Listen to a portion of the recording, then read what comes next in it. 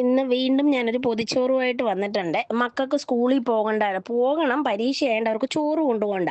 അപ്പം ഞാൻ വിചാരിച്ച് എന്നോട് ഈ പൊതിച്ചോറ് തരുവോ ചോദിക്കുന്നവർക്ക് ഇങ്ങനെയുള്ള ദിവസങ്ങളിൽ എനിക്ക് പറ്റുമല്ലോ. അപ്പം ഇന്ന് 3 പേർക്ക് എടുക്കുന്നുണ്ട്. ഒരാളുടെ വീഡിയോ പക്ഷേ ഞാൻ കാണിക്കുന്നുള്ളൂ. കാരണം എല്ലാ കറിയും ഒന്നായോണ്ട് ഒന്നേ ഞാൻ കാണിക്കുന്നുള്ളൂ.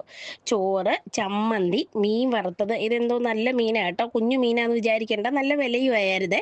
പിന്നെ ചേന മെഴുക്കുവരട്ടി. ഞാൻ ചേന മെഴുക്കുവരട്ടിയുടെ വീഡിയോ ഞാൻ ഇട്ടിട്ടുണ്ടായിരുന്നു. ഒരുമാതിരിപ്പെട്ടവരെല്ലാം കണ്ടിട്ടുമുണ്ട്. ചമ്മന്തിയും ചേന മെഴുക്കുവരട്ടിയും മീൻ വറുത്തതും എല്ലാം കൂടെ കൂട്ടി അങ്ങോട്ട് കഴിക്കുന്നതൊന്ന് ആലോചിച്ച് നോക്ക്. ഓഹ്! എൻ്റെ അമ്മേ ഒരു രക്ഷയില്ല മക്കളേ. പിന്നെ പടവലങ്ങ വീട്ടിൽ തന്നെ ഉണ്ടായതാണേ.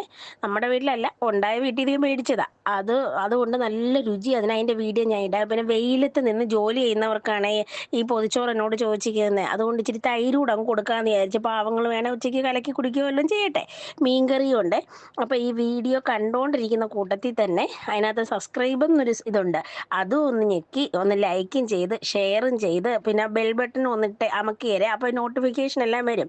എങ്കിലേ എനിക്കും നിങ്ങളുടെ കൂട്ടത്തിൽ മുമ്പോട്ട് വരാൻ പറ്റത്തുള്ളൂ. അതുകൊണ്ടാണ് ഞാൻ ഇങ്ങനെ താഴ്മയോട് പറയുന്നത്. അപ്പം ആ പൊതിച്ചോറ് കെട്ടി മാറ്റി അങ്ങോട്ട് വെച്ചു. ഞാൻ മീൻകറിയും തൈരും ഒന്നും ഇതിനകത്ത് വെക്കുന്നില്ല കേട്ടോ. ഓരോരുത്തർ ഈ വെക്കല്ലേ എന്ന് പറഞ്ഞപ്പോൾ ആ പറയുന്നവരുടെ അഭിപ്രായം മാനിക്കണ്ടേ. അപ്പം നാളെ അടുത്ത വീഡിയോയിൽ കാണാം. Tata, bye bye.